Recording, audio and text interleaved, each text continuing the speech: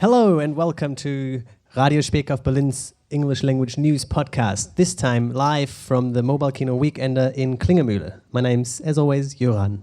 I'm Daniel Stern. And my name is Joel Delroy, and welcome to all of our guests out there.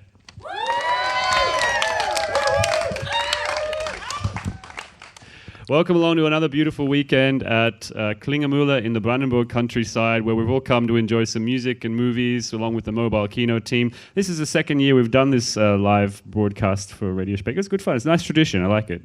This was the first ever live recording of Radio Speak Off. What's 1 year ago today? So if you want to hear whether we've improved or not, go back and listen to our archive. I'm not sure. You can all be the judge of that after this fantastic show coming up, where we've got lots of great guests, including three enterprising young men from Syria who are going to tell us about and a way that they've come up to deal with Berlin bureaucracy, which might interest a lot of people here, since we all struggle with that daily. We've also got an update from Mr. Johan Mandik about his political career.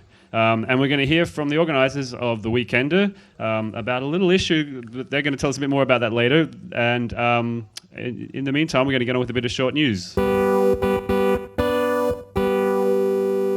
All right, seeing as we are outside the ring and in the wilds of Brandenburg, Joel's collected some short news from the local events that have transpired. From reality, maybe. We don't need to hear all about what's going on in Berlin when we're on holidays in the woods. So here we go, local news from the very district we're in. Okay, police in the village of Grunow have successfully smashed a dangerous people smuggling operation in which hundreds of Ausländer were being transported down the B246 highway on the back of a tractor. It is believed they were being taken to an isolated location where they would be forced to participate in torturous guessing exercises involving obscure Danish film stars. Housing activists in the Schlaubertal Naturpark are concerned about a sudden spike in rental prices. They've heard reports of tenants being forced to pay up to 45 euros to sleep in a tent, which is pushing up the local Mietspiegel.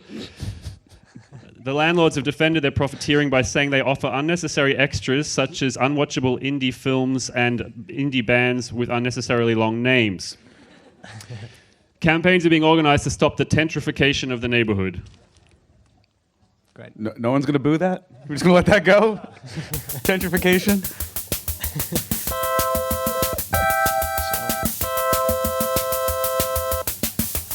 That was some hard-hitting journalism, Joel. I also injured my foot by wearing a flip-flop. So, that's out there.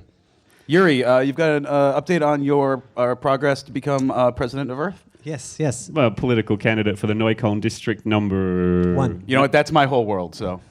Yeah, Might as well the whole universe.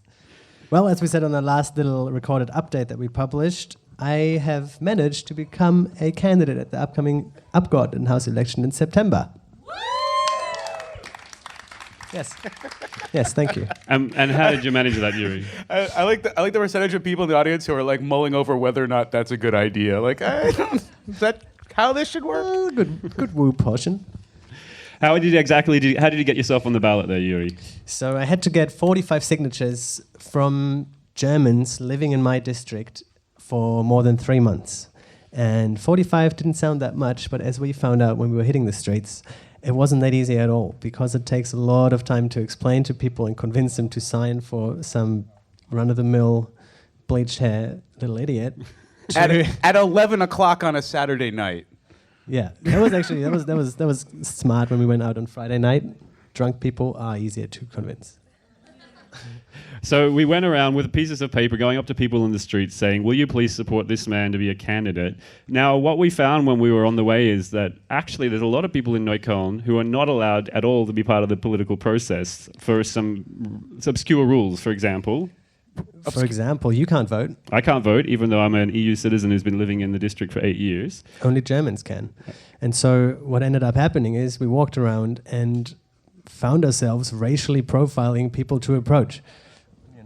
Gotta make sure there's a passport. Listen out for the like German on the tables outside the bars and like intersect those groups. So basically, any kind of a young woman with like darkish skin, no, we can't talk to her. She's probably not going to be a resident. Yeah, waste of time. Coolish. You guys keep saying we, and I would just make clear that I didn't do anything racist. It was just you guys. Well, it's not racist. It's practical. We had to get 45 signatures, and we didn't have time. And we ended up having to basically go to old German men in bars. That was our demographic. Okay, where is an old German man? And it made me realize that is kind of the political process in Germany, that only old white German men seem to be able to make decisions. It just really hits you when you're actually out there trying to figure out how to participate in the whole process. Yeah, and don't worry, guys. We've got a young white German guy entering the political process now. And you know what? I think he should be in a position of power in no less than 30 years, so... I remove my ego completely from my campaign and just let other people rule me. I'll be a marionette for whoever needs. That's how they normally are anyway. Yeah, don't worry. Okay. But you actually got a tough fight ahead of you because you're up against one of the most popular politicians in the area. Yeah, last time the election happened in 2011, Anja Kofbinger of the Greens won, and she's been active in federal politics for decades, I believe. So we'll see. We'll see if I win. So the best we can hope for is a couple of percent. Well, on that note, we're just trying to push the process. We're trying to push the issues more in our direction. I mean, there's got to be so many ways in which you differ from her in your policy, right? Yes. For example. No, they're the same. Okay. You know what was really interesting though about this whole thing? Walking around my neighborhood, asking random people that I've never spoken to before to sign for me. It kind of started feeling like I was building a bit of a community, you know? Walking around, I know this bar owner, this like cafe runner. We even end up asking nice. one guy twice to sign, and he we had to remind us, say, no, we've already met you last night. Yeah. You hit us up twice already. I know everyone, and everyone knows me. Well, isn't that the point of building a community campaign and trying to get yourself elected? Yeah. Yeah. I thought the point was just to come up with content for our podcast. Yeah, that's the initial thought. Well, we'll have some more content next week because today is the day when all the election posters start going up on the streets of Berlin. Once we all return from our weekend trip, we're going to start seeing the polls full of placards for different parties. And one thing we always like to do on Radio Spätkauf is do a little rundown on what each party's promising us via placards. Their 10-word slogan, if they can even get 10 words on there. Yuri, are you going to have placards? Maybe. Oh, come on. Yes. Your shit. Yes, thank you. Our campaign's not really going ahead very far. But anyway, we'll keep you updated on the whole campaign, and maybe Yuri might even win, 1%. Yeah. That's really what we're shooting for.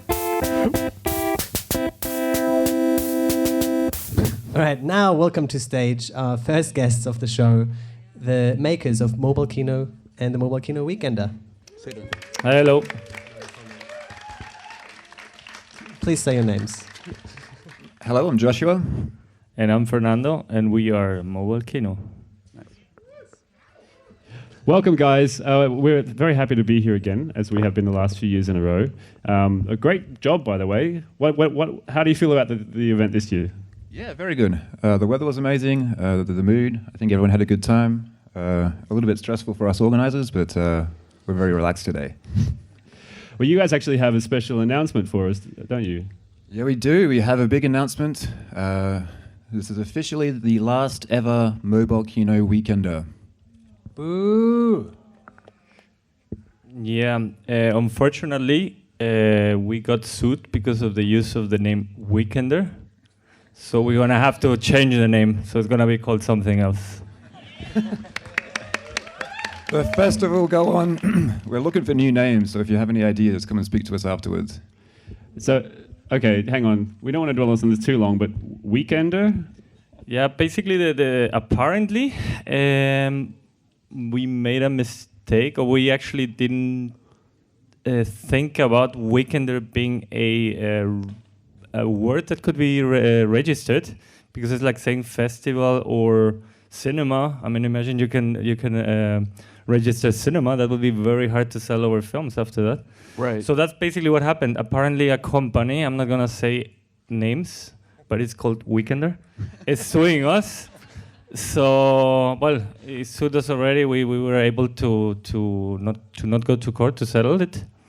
But, well, yeah, we're not allowed to use the name from 31st August. So please, from 31st August, this never happened. We might just call it the Mobile Kino weekend. Unless someone's got a more creative idea. So are you open for suggestions? Should the crowd send in ideas? Yeah, please do if you have any good ideas, because we just came up with camp, summer, and shit like that. So it would be nice to have something that's actually cool. Would it be legal to call it Mobile Kino Weekender? Well, I believe it or not, I was actually asking. We could change it to weekend or weekend-er, you know? But apparently that was too close to the actual name and that they could sue us again. So that was like, no, we better do summer camp or something more fun. Well, aside from the legal troubles, guys, we had a fantastic weekend. Some tractor issues at the start, but everyone got here on time. What's your highlights been? I mean, for me personally, the highlight would be the staff, which are all over there. I mean, really, it sounds very, very cliche. I know that, but without all these people putting the hours, I mean, literally from 9 in the morning, 8:30 in the morning till 4 in the morning. I mean, we all, but especially these guys over there. Yeah, it wouldn't be possible. They've been with us for a couple of years as well, so thank you for the last 2 or 3 years for some of you. We also want to say thank you to Tanya and Hamid, who are the couple who run the site here, and we'd like to let you all know that you can of course come back to Klingemühle anytime you like and rent their cabins if you ever need a quiet weekend without movies. We appreciate them having us here at their little place, which is such a beautiful retreat away from the city. But guys, thanks very much for putting on such a great event. Thanks for sticking up for us in court, and we'll see you back here at the Mobile Kino. Not, you know. To be announced. To be announced. Thank you for having us. Thanks, guys.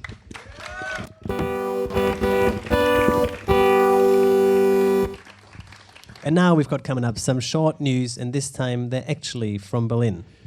We do. Some very short news from the city, and this first one is about street music on the streets of Berlin. There's a petition going around to try and save street music. A rapper called Infidelix is running a petition on change.org. He says that street musicians are increasingly being prosecuted by the Ordnungsamt for using amplification. If you stick your guitar into an amplifier, that makes it a prosecutable offense, apparently. And there's no real way you can actually get a permit to have street music with amplification. So it's either acoustic guitars or nothing. And normally this hasn't been a problem, but the police and the Ordnungsamt lately have been shutting down more events at Mauerpark and on Warschaustrasse. They've been handing out fines and seizing instruments. How much is a fine? It can go up to at least 180 euros, because that's what one musician had to pay when they arrived and they busted him. But the crowd apparently on the spot did a whip around and they got out the 180 euros from the crowd, and they actually managed to pay off the fine. That's nice. Yeah, but that makes me wonder if it's the police doing a shakedown. Like they see a crowd, they see some musicians. Let's see how much we can make out of this one. So anyway, Infidelix is running a campaign to make them stop all of this, and you can find it on change.org. Look up Make Street Music Legal. His argument is that street music, and particularly in those areas, is actually increasing the value of the city. It makes it more interesting. It brings tourists here, so he's even got an economic argument behind it.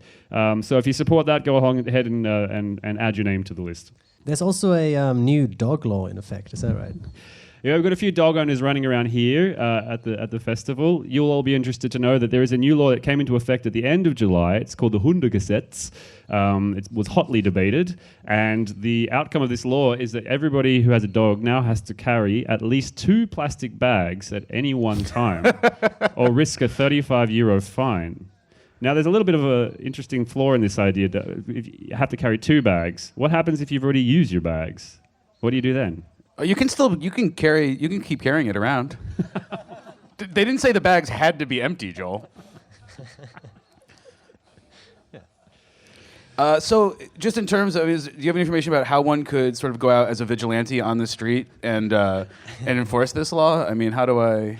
Well, as far as I've seen it, it seems to involve a lot of just sort of yelling in German and pointing on the street. That seems to happen already. There's plenty of vigilante action going around dog owners, don't worry. Another bit of sad news, the Blub Badeparadies burned down last week. Blub Badeparadies. It was a fantastic ruin in the south of Neukölln on the Teltow Canal. It used to be an old swimming pool complex it was huge. It was massive. It had indoor saunas inside, wave pools, slides, and a massive big structure. And it had been sitting empty for about 10 years or so, and was a favorite spot for anyone doing a bit of urban exploring.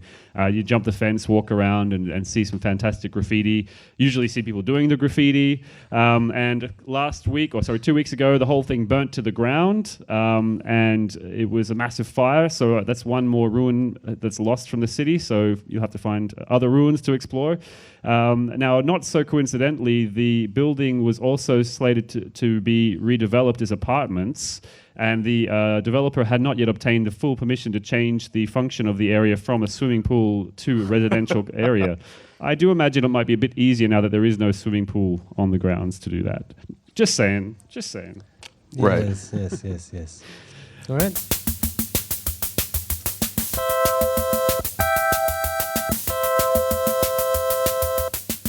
You are back with Radio Spätkau from the Mobile Kino Weekender. Joining us now are three very special guests. Please welcome Gaith, Windsor, and Omar.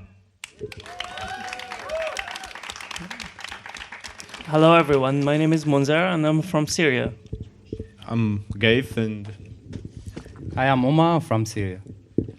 Well, we're happy to have you here, guys. We invited you here because we were quite impressed with something that you've done recently since you've arrived in Berlin to do with bureaucratic processes, but we'll get to that a little later. Maybe you guys want to just give us a very short story about how long you've been in Berlin and what you've experienced since you've been here.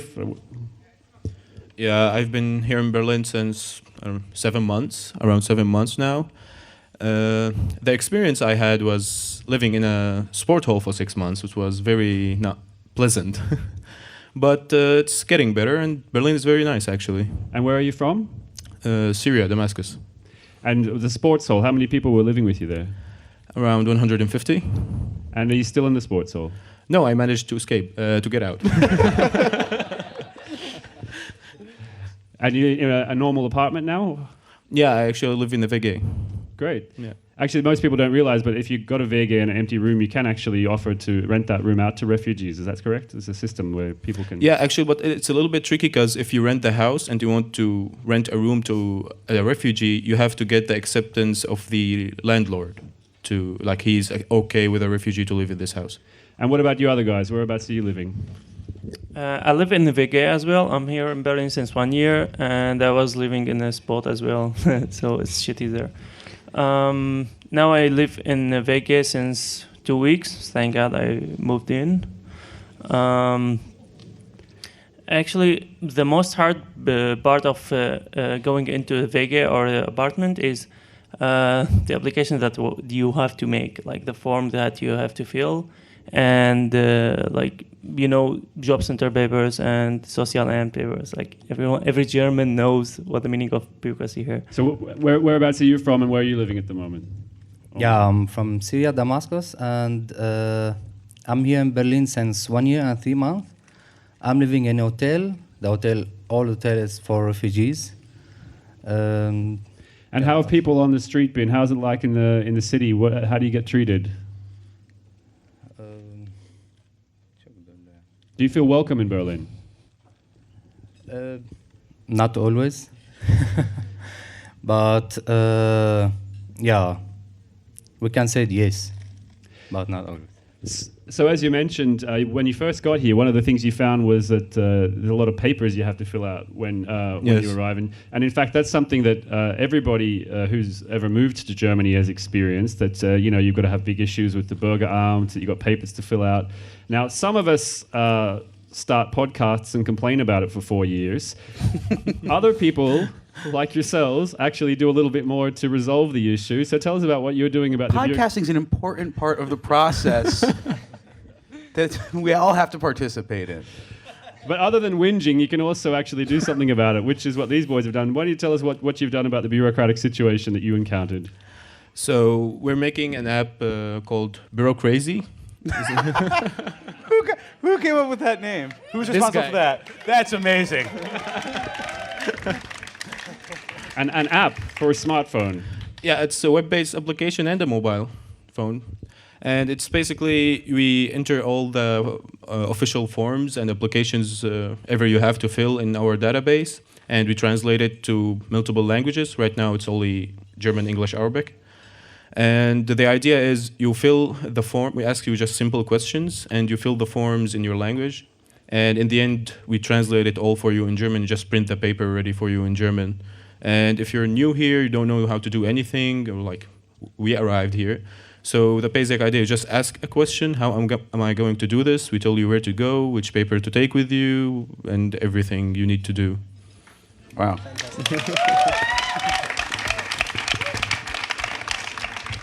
And the application is not only for refugees, it's for newcomers as well. When people can start using it? Now we're working on the application, the mobile application itself. Like the web page, the web page is it's almost finished, and I think the mobile application we make a deadline like the first of the next year. It'll be on, I think. I hope so. So clearly, you guys have a computer background or a coding background. Not at all. We start learning coding here in Berlin with Reedy School of Digital Integration, and the best way to learn code is to start building application. Just from my experience. So not only did you didn't know how to code, you came here, you learned how to code, you build an app that everybody actually needs, and you all did this in the last 9 months or so. 4 months. I think there's a lot of people in Berlin who are feeling quite lazy hearing this right now. You're putting us all to shame. So what happens from here? You guys need some money to get the app off the ground? How does it work? Yeah, actually, because we reached a point where like we need actually experts to work with us on the app. Like we did the things that we were able to learn by ourselves or by the Ready School with our mentors and everything. But now we need like more expert skills and tools. So yeah, we're searching if someone is interested to actually support this project. All right, so I mean, I personally, you've already got a really good pun, so I don't really have anything to contribute. But for people who have, let's not say useful skills, but skills more useful than mine, how do they get in contact with you guys? They can just contact the Ready School on its website or Facebook or our Facebook page. Or you can just contact me, I'm here. Or I'll publish my email everywhere so you can... So it's Bureau Crazy. Yeah. It's written the same as bureaucracy, but just remove the S and put Z. And what happens from now on for you guys? Do you hope to stay in Germany? What's your plans? Our plan now is like stay in Germany to work on our application, to finish our German language, to start new university, start new life. So this is our plan for the next 5 years from now. And like as Reis said, like we hope there's the application that run as soon as possible for the good of all. Of all mankind. Yeah.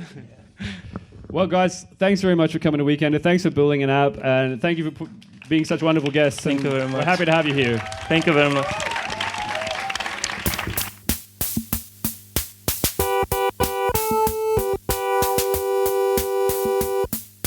Back to the city now with some news from Berlin. This time we've got a bit of an update about the U-Bahns. We like talking about public transport out here. What have you got for us, Yuri? There's a bit of an argument going on about the renovation of 11 U-Bahn stations, mainly on the U7 and the U9, that the BVG has made a plan for last year, wanting to invest 70 million euros, which is one of the largest investments of its kind in recent decades. The problem with that is that these 11 stations are all post-war architecture heritage, and at the start of the year, an initiative has started written a public letter asking the Senator for Building, Regula Lüscher, to look into listing these stations as heritage. Which lines were these ones on? U7 and U9 mainly. Now the U7, if you go west, it's got some pretty funky architecture, real 60s, 70s stuff. Is it 60s and 70s when it was built? 50s to 80s. Right. And it's really crazy tiling and strange patterns. At first I thought it was ugly, but it's kind of grown on me over the years. No, I love the way the station, like each one has its own little personality, and you can talk to it. And But some of these tiles have been torn out lately. You might have noticed some stations are looking a bit bare, and they actually went through a lot of stations. There was some tile cracking going on, I understand, and I've noticed them putting in new ones already, where they're just putting a really boring tiling and nothing fancy at all. Is this what they're complaining about? Yeah, there's no effort being made to preserve the original architecture, and that same Senator for Building, Regula Lüscher, has in April actually promised to look into listing it as a heritage, but still, since 22nd of July, which is last week, the south part of the U9 is shut down for construction on Schlossstraße and Rathaus Steglitz, despite all these things working in the background. So fight on the U-Bahn over architecture.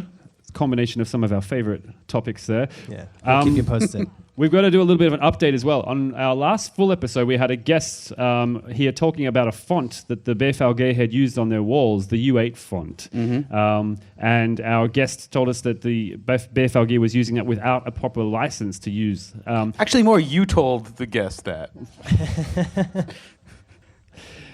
So the update is that the BVG told their response to that story is that they did not have an official license to use the font, but they subcontracted out to their museum to make the font, and their museum went and purchased a license to the font. Now, the museum being a much smaller entity than the BVG, it was able to get a much cheaper license. So the takeaway from this is that the BVG, just like all of its guests, does try and get the cheapest fare possible. That might be the Kurzstrecke version of the font licensing situation. Also, not to bash the BVG too much at all, they've recently installed Wi-Fi in about 29 of their stations, and they're going to roll them out to another 50 by the end of the year. So you can sit down on the platform at Hermannplatz for as long as you want now using the... oh, thank God. Collect a bit of spare change while you're there. The data I blow through at Hermannplatz. And there's also going to be some buses rolling around with Wi-Fi soon enough. And Yuri, when we were out on your election hunt, we actually had to stop and print out some forms. And we had a bit of a dilemma where we were running around Neukölln trying to find an internet cafe, and suddenly realized that this is a dying concept, that the internet cafes of the city are quickly disappearing. And basically, as soon as those old computers in the back room die, no one's replacing them because there's just no need anymore. Are they going to install public printers at Hermannplatz as well? Public printers are the one thing you still need around. That's very true. There's still a need for internet cafes. Except for paper, shouldn't really exist, right? That wasn't on Star Trek. Let's do a little update on the bike lock situation, ongoing investigative journalism on the issues that are really important to the world. So we might remember a couple of episodes ago, I presented my theories on why there's so many empty bike locks hanging off the poles in the city. Go back and listen to it. There's 6 elaborated theories plus another one sent in by listeners. It turns out that I'm not the only person who's been interested in this topic. A man called Peter Boersma has been collecting pictures of lonesome bike locks, not just in Berlin, but all over the world. And he's been doing this for the past 15 years, and he's actually made a whole book about it with all these photos together. So, Dan, if you think I'm obsessed by this, you should see what he's done. I have an update. I did a little investigation. I saw right near my house. I saw a woman. She was unlocking her bike, then took the lock, put it back onto the pole. No. Closed it over. And so I went over to her. I was like, hey, I'm from this podcast. We're really important. We cover all the things that really matter to everyone. And I saw that you had unlocked your bike and then left the lock there in place. Like, are you part of some network? Do you have another lock where you're going? And like, what's the deal? And what did she say? Give us. And she looked at me and she said, oh, thank you. I almost forgot my lock. No. So I got to the bottom of this one, Joel. Forgetful people. That was my number one theory, by the way. I will point that out. Maybe she was stoned. I didn't have. I should have. Sorry, no, I didn't follow up on that. Well, that actually brings us to the end of our very special weekender edition of Radio Spätkauf. It went by very quickly. You guys got any gigs to plug, Dan? Yeah, Tuesday nights at Baumhaus Bar near Schlesisches Tour. I do not know how that's pronounced, but you guys know what the fuck I was trying to say. We'll be doing shows every starting this Tuesday. Was this going to drop tomorrow? So starting tomorrow on the August 2nd and running all through August, there'll be shows there of stand-up comedy, funny people. You know, I guess I don't have to explain stand-up comedy. Yep. So yeah, plug in that one. You can find out about that on theinternet.com. Well, that's all from us here. Yuri, you got any updates? No, but I'd like to hear the audience once more, please. Yeah, thanks for coming along, guys. Yeah, guys, give yourselves a round of applause for listening to us. All right. Cheers. Till next time. Why you wish me